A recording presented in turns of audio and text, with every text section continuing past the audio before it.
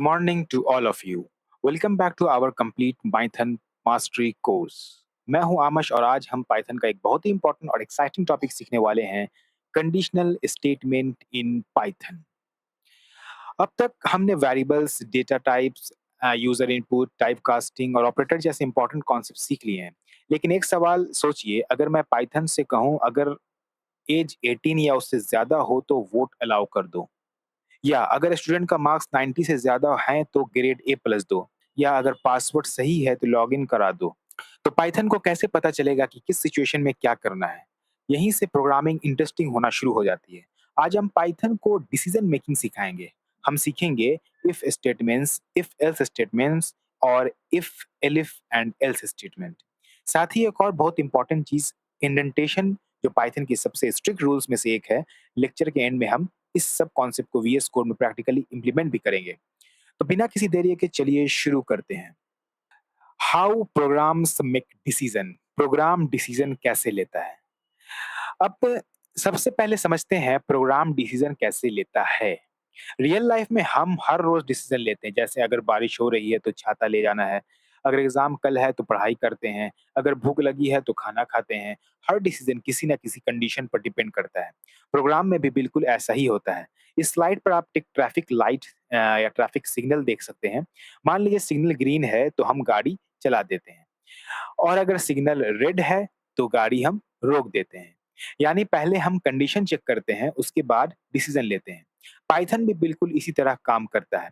Python हर line को blindly execute नहीं करता। सबसे पहले कंडीशन चेक करता है।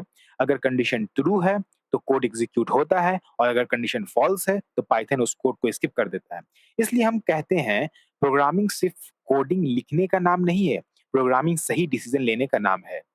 अब मिलते हैं पाइथन के सबसे पहले डिसीजन मेकिंग स्टेटमेंट से, और इसका नाम है if statement, the condition gate. Simple language में इफ स्टेटमेंट तभी कोड एग्जीक्यूट करता है जब कंडीशन ट्रू हो। Execute a block of code only when condition is true. अगर कंडीशन फॉल्स हो तो पाइथन उस ब्लॉक को बिना एग्जीक्यूट किए आगे बढ़ जाता है। इस स्लाइड पर आपको एग्जांपल दिया गया है, देखिए। Age equal to 20, if age greater than equal to 18, print you can vote. सबसे पहले हमें वेरिएबल बनाना है, एज इक्वल टू 20। उसके बाद हम पाइथन से कह रहे हैं अगर एज 18 से ज्यादा है तो प्रिंट कर दो यू कैन वोट। अब यहाँ एक सवाल है, एज कितनी है? यहाँ पे हमने एज 20 दिया है, तो क्या age greater than equal to 20 है? मतलब एज का जो वैल्यू है वो 20 से बड़ा या उसके बराबर है? तो बिल्कुल, यहाँ पर कंडीशन हमारा ट्रू हो जाएगा, इसलिए ये पाइथन हमारा प्रिंट कर देगा यू कैन वोट। लेकिन अगर एज 15 होती तो कंडीशन फॉल्स हो जाती, और पाइथन ये मैसेज प्रिंट ही नहीं करता, बस उस लाइन को स्किप करके आगे चला जाता। इसलिए इफ स्टेटमेंट को हम एक गेट भी कह सकते हैं। गेट तभी खुलेगा जब कंडीशन सही होगी, और गेट कंडीशन, और अगर कंडीशन गलत हुई तो गेट बंद रहेगा। यही पाइथन की डिसीजन मेकिंग की शुरुआत है। अब तक हमने सीख लिया कि प्रोग्राम डिसीजन कैसे लेता है और इफ स्टेटमेंट कैसे काम करता है, लेकिन एक प्रॉब्लम अभी भी बाकी है। अगर कंडीशन फॉल्स हो जाए तो क्या हम पाइथन से कोई दूसरा काम भी करवा सकते हैं? बिल्कुल कर सकते हैं, और इसी प्रॉब्लम को सॉल्व करता है एल्स स्टेटमेंट। इसके बारे में हम नेक्स्ट स्लाइड में देखते हैं।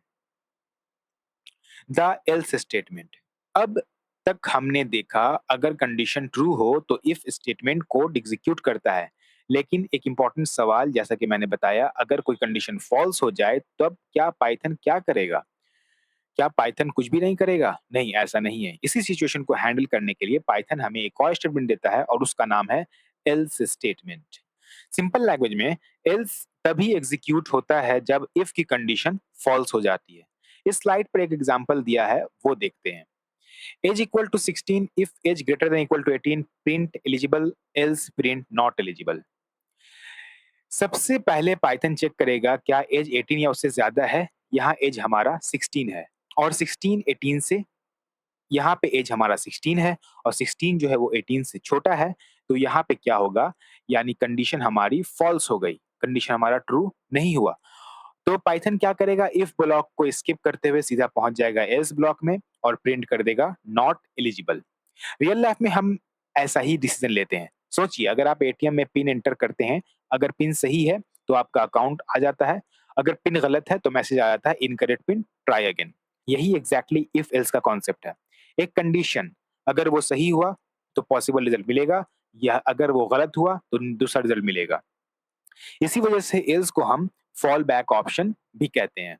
The the elif statement the elif statement अब एक और इंटरेस्टिंग सिचुएशन देखते हैं। मान लीजिए एक स्कूल में ग्रेडिंग सिस्टम है।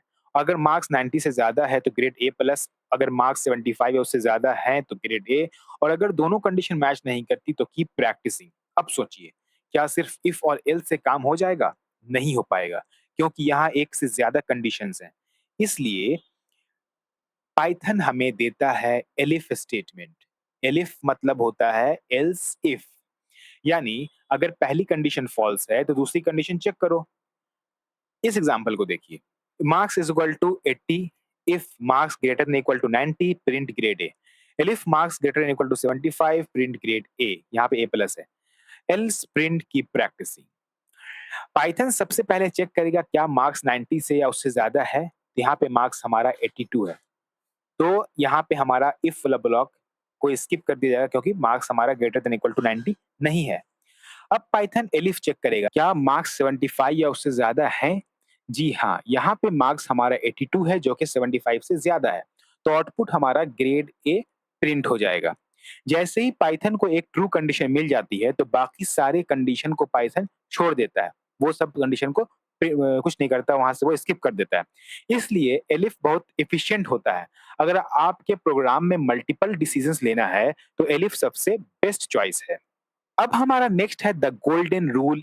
अब आते हैं पाइथन के सबसे इंपॉर्टेंट रूल पर, और अगर ये रूल फॉलो नहीं किया जाए तो प्रोग्राम चलेगा ही नहीं। ये रूल हमारा है इंडेंटेशन।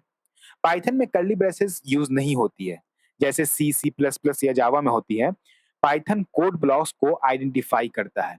इंडेंटेशन यानी लाइन के शुरू में दिया गया स्पेस, यहाँ पे आप देख सकते हैं। यहाँ पे आप देख सकते हैं इफ ट्रू लिखा है, उसके बाद यहाँ पे एक स्पेस दिया गया है, तो ये स्पेस आपका बिल्कुल सही है, मतलब आपका इंडेंटेशन सही है। यहाँ पे कोई भी प्रॉब्लम नहीं होगा, प्रोग्राम रन कर जाएगा। लेकिन नेक्स्ट आप देख सकते हैं फिगर, यहाँ पे क्या है, इफ ट्रू तो लिखा है लेकिन यहाँ पे आपको स्पेस सही से नहीं दिया गया है। यहाँ पे क्या एरर आएगा, यहाँ इंडेंटेशन ही नहीं दी गई है। यहाँ पे आपको एक स्पेस दिख रहा है लेकिन ट्रू के बाद जस्ट यहाँ पे आपका प्रॉब्लम है। यहाँ पे आप लाइन चेक कीजिए, यहाँ पे आपका फर्स्ट सेकंड थर्ड लाइन के बाद आपका एक यहाँ पे प्रिंट लिखा है, लेकिन यहाँ पे क्या सेकंड ही लाइन पे प्रिंट लिखा है। ठीक है, तो यहाँ पे आपका इंडेंटेशन सही दिया है, यहाँ पे इंडेंटेशन गलत दिया है, तो ये वाला प्रोग्राम प्रिंट होगा ही नहीं। याद रखिए, प्रोग्राम में बहुत सी मिस्टेक इग्नोर हो सकती हैं लेकिन पाइथन इंडेंटेशन को कभी इग्नोर नहीं करता। मैं हमेशा स्टूडेंट को एक लाइन बोलता हूँ, break the indentation break the code. इसलिए जब भी इफ एल्स या इफ लिखें तो उसके अंदर वाली लाइंस को प्रॉपर इंडेंटेशन देना जरूरी है। ये पाइथन की हैबिट है और एक अच्छे पाइथन प्रोग्रामर की भी। अब हमें तीनों इंपॉर्टेंट स्टेटमेंट समझ आ गया है, इफ, एल्स और एलिफ। साथ ही पाइथन का सबसे इंपॉर्टेंट रूल इंडेंटेशन भी हमने सीख लिया। अब एक बार इन सब कॉन्सेप्ट को एक सिंपल समरी के थ्रू रिवाइज करते हैं और उसके बाद सीधा वीएस कोड पे देखेंगे, हम प्रोग्राम ये अपना कोड चलाकर देखेंगे। नेक्स्ट हमारा है ये द कंडीशनल लॉजिक मैट्रिक्स। तो ये हमारा तीनों यहाँ पे दिया हुआ है। अब तक हमने तीनों कंडीशनल स्टेटमेंट को डिटेल में समझ लिया, लेकिन लेक्चर खत्म करने से पहले एक बार इन तीनों को क्विकली रिवाइज कर लेते हैं। इस स्लाइड पर एक सिंपल मैट्रिक्स दिया गया है जो बताता है कौन सी स्टेटमेंट कब यूज करनी चाहिए। सबसे पहले इफ स्टेटमेंट, इसका क्या लिखा है, execute only if a condition is true. अगर आपको सिर्फ एक ही कंडीशन चेक करनी है तो इफ स्टेटमेंट का यूज कीजिए। जैसे एज इज ग्रेटर देन, अगर एज 18 या उससे ज्यादा है, बस इतनी सी कंडीशन है, यहाँ हम लोग इफ का यूज करेंगे। अब आता है एल्स स्टेटमेंट। एल्स तब यूज होता है जब आप कंडीशन को अपोजिट सिचुएशन को भी हैंडल करना चाहते हैं, कंडीशन के अपोजिट सिचुएशन को भी हैंडल करना चाहते हैं। जैसे अगर स्टूडेंट पास है तो कॉन्ग्रेचुलेशन, और अगर पास नहीं है तो बेटर लक नेक्स्ट टाइम। यहाँ एल्स एक अल्टरनेटिव या फॉल बैक प्रोवाइड करता है। इसके बाद हमारा आता है एलिफ स्टेटमेंट। अब ये हम लोग तब यूज करते हैं जब, जैसे ग्रेडिंग सिस्टम में, जब एक से ज्यादा कंडीशन हो, जैसे ग्रेडिंग सिस्टम में, वेदर एप्लीकेशन में, सैलरी कैलकुलेशन में, डिस्काउंट सिस्टम में, या किसी भी एप्लीकेशन में मल्टीपल चॉइस पाइथन एक-एक कंडीशन को सीक्वेंस में चेक करता है और जैसे ही एक कंडीशन ट्रू मिलती है, वो वहीं रुक जाता है, बाकी कंडीशन को चेक ही नहीं करता। इसी वजह से एलिफ प्रोग्राम को फास्ट और ऑर्गेनाइज्ड बनाता है। अब सबसे इंपॉर्टेंट बात, इस स्लाइड के नीचे एक लाइन लिखी हुई है। वो लाइन क्या है? Condition must always evaluate to true और फॉल्स। यानी हर कंडीशन का रिजल्ट सिर्फ 2 ही चीज़ें हो सकती हैं, या तो ट्रू या तो फॉल्स। प्रोग्रामिंग की दुनिया में डिसीजन मेकिंग इसी प्रिंसिपल पर चलता है। अगर आप ये कॉन्सेप्ट अच्छी तरह समझ जाएँ, तो आगे लूप्स, फंक्शन और प्रोजेक्ट सीखना बहुत ही आसान हो जाएगा। तो कांग्रेचुलेशन, आपने पाइथन के सबसे इंपॉर्टेंट कॉन्सेप्ट सीख लिए हैं। कंडीशनल स्टेटमेंट, इसको आपने सक्सेसफुली समझ लिया है।